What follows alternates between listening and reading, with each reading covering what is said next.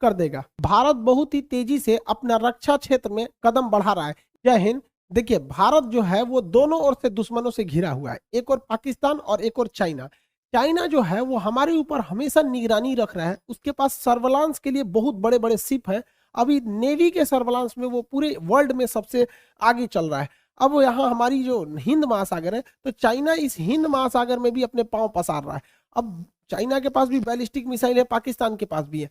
तो इन मिसाइलों को जब कभी भी लॉन्च किया जाएगा तो इन्हें पकड़ने के लिए, या फिर चाइना ने यहाँ पे कोई अपना शिप ही दे दिया, हम लोग तो इधर से तैयार रहते हैं कि यहाँ चाइना है, इधर पाकिस्तान है, मान के चलिए यहाँ पे चाइना ने अपना कोई नेवी का शिप डिप्लॉय कर दिया और यहाँ से बैलिस्टिक मिसाइल छोड़ दिया, तो हमें वहाँ ट्रेस करने के लिए कोई चाहिए कि नहीं चाहिए। अब ये समुंदर है, यहाँ एरिया समुंदर में रडार परमानेंटली नहीं लगा सकते, तो इसके लिए आता है एक सर्विलांस रडार। ये न्यूक्लियर मिसाइल को या फिर बैलिस्टिक मिसाइल जब छोड़ी जाती है तो इसके ऊपर सैटेलाइट एंटीने लगे रहते हैं बहुत बड़े बड़े। ये किसी भी दूर से दूर आ रही मिसाइलों को आराम से ये ट्रेस कर लेते हैं। भारत के पास इसकी कमी थी, 2014 में ही इस पे काम हो चुके थे और इसे 18 में हल्का सा मतलब इसे सी ट्रायल किया गया था। अभी इसे फाइनली INS ध्रुव के नाम पर इंडक्ट कर लिया गया। जब इसे सीक्रेटली नाम दिया गया था तो VC 11184 नाम दिया गया था।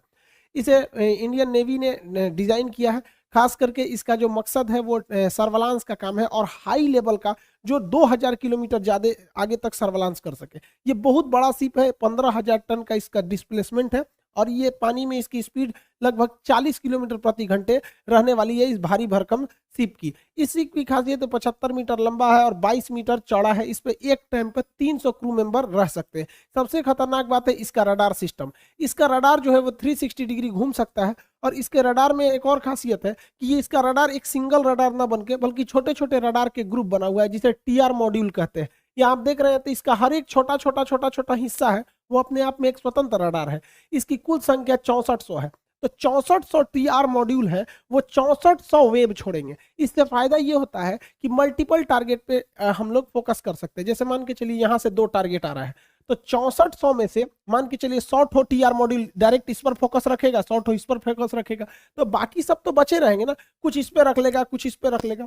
तो पहले एक सिंगल रडार होता था जो एक ही पे नजर रख पाता था। तो अब TR मॉड्यूल से क्या है कि जिधर हमको थ्रेट ज्यादा है अपने TR मॉड्यूल को उस डायरेक्शन में हम लगा देंगे ताकि वहां पर पर्टिकुलर हम लोग निशाना लगा सके और ये एक साथ 10 टारगेट पर निशाना लगा सकता है, मतलब लॉक कर सकता है, उसे नजर रख सकता है। और 2000 किलोमीटर दूर से ही ये रडार जो है इस INS ध्रुव पर लगाया गया है, वो दुश्मन पर नजर रख सकता है। इसके पिछले डेक पर एक हेलीकॉप्टर को लैंड करने के लिए भी जगह दिया है ताकि वो इमरजेंसी की स्थिति में यहाँ पर इवैक्यूएशन या जरूरी संसाधन या यहाँ से लोगों को निकालने में मदद कर सके। बैलिस्टिक मिसाइल बहुत दूर तक हमला कर सकती है, ये कई हजार किलोमीटर जा सकती है, डायरेक्ट हमला नहीं करती है, ये छुपी हुई जगह पे रहती है, या वो सबमरीन से लॉन्च कर दी जाएंगी या फिर कनेस्टर्स में इस तरह से लॉन्च कर दी जाती है। और जब वो री एंट्री करती हैं तब आदमी को पता चलता है कि हमारे ऊपर मिसाइल का अटैक हो गया। बीच में अगर पता चल जाएगा तो हम उसे न्यूट्रलाइज कर सकते हैं। इसे ही न्यूट्रलाइज करने के लिए और समुद्री एरिया में पता लगाने के लिए INS ध्रुव काम करेगा। यहां से अगर कोई बैलिस्टिक मिसाइल लॉन्च की जाती है तो इस रास्ते में ही इसे ट्रैक कर लेगा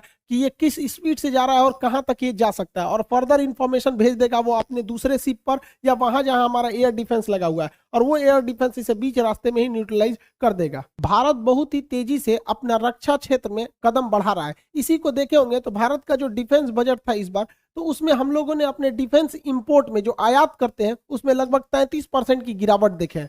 अब हम लोग का जो देखिए, हम लोग का जो इंपोर्ट होता है वो बहुत ज्यादा होता था। एक वक्त था जब दुनिया में हम टॉप पर थे, लेकिन अभी तो सऊदी अरब टॉप पर है, फिर आता है इंडिया, फिर मिस्र, ऑस्ट्रेलिया और चाइना आते हैं इंपोर्ट के मामले में। तो अब हम लोग भारत सरकार ने लगभग 150 ऐसे छोटे बड़े हथियारों का लिस्ट बनाया है जिसका हम इंपोर्ट नहीं करेंगे बल्कि भारत से ही उसे बनाएंगे, भारत के ही जो मेक इन इंडिया प्रोग्राम के तहत। और हम लोग एक्सपोर्ट पे भी ध्यान दे रहे हैं। तो एक्चुअली क्या है कि हम लोग इंपोर्ट को कम कर दिए ताकि हम स्वदेशी बना रहे हैं, इसलिए हम लोग का 33% गिरावट देखा गया। इसका मतलब ये नहीं है कि हम लोगों ने हथियारे नहीं लाए हैं या फिर सेना में कुछ छूट दे दिया गया है या फिर उसमें ढिलाई बरती जा रही है, ऐसा नहीं है। हम उसे बना रहे हैं। तो जब हम मेक इन इंडिया करेंगे तो इंपोर्ट घटेगा ही। ये अच्छी बात है कि हमारे यहाँ घट रहा है और इंपोर्ट घट रहा है और एक्सपोर्ट बढ़ रहा है, लेकिन बहुत संतोषजनक एक्सपोर्ट नहीं देखा जा रहा है सेना के सेक्टर में। डिफेंस में सबसे ज्यादा यूएस का वर्चस्व है, 37% लगभग पूरी दुनिया का एक्सपोर्ट अकेले यूएसए कर देता है, 17% रूस करता है, 8% फ्रांस, चाइना का नंबर चौथे नंबर पर 5.2% पे,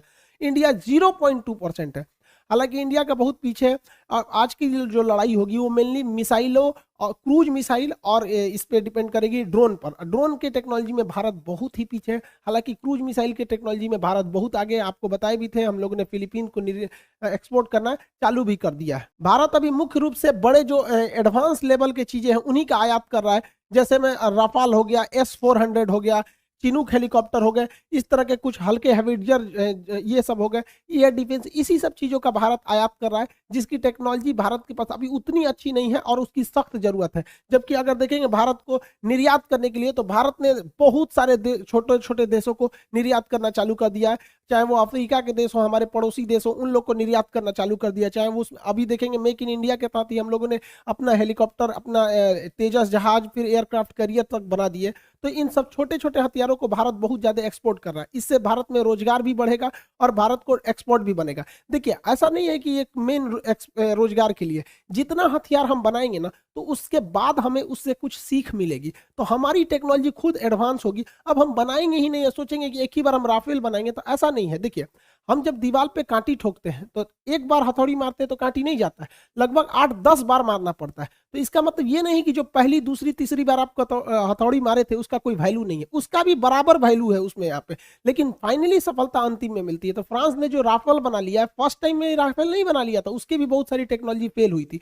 तो हम जितना ठोकर खाएंगे उतना ही हम समझेंगे कि आखिर इसमें क्या क्या टेक्नोलॉजी हो रही है। आत्मनिर्भर होना इतना ज्यादा जरूरी है कि अभी देखेंगे जापान का म्यांमार के साथ बड़ा अच्छा रिलेशन था, लेकिन अभी म्यांमार में तख्ता पलट हुआ है। तो तख्ता पलट होने से पहले म्यांमार की सरकार जो आंग सान सू की थी, वो जापान से एक सैटेलाइट लॉन्च करने के लिए बोली थी। तो जापान ने उस सैटेलाइट को डायरेक्ट लॉन्च नहीं किया, बल्कि उसने इंटरनेशनल स्पेस स्टेशन पर इसे ले जाके लॉक किया और कहा कि भाई हम इसके बाद इसे जब एक उचित ऑर्बिट आएगा तो हम उसमें लॉन्च कर देंगे। तब तक इधर तख्ता पलट हो गया। तो जापान ने कह दिया कि भैया ये तो सेना से हमारा समझौता ही नहीं था, हमारा तो डेमोक्रेटिक गवर्नमेंट से समझौता था। तो जब सरकार आएगी तो हम ये सैटेलाइट लॉन्च करेंगे। अभी उसको यहीं पे बांध के रखा है, खूंटा में जैसे भैंस बांधा जाता है, सैटेलाइट बांध के रख ले।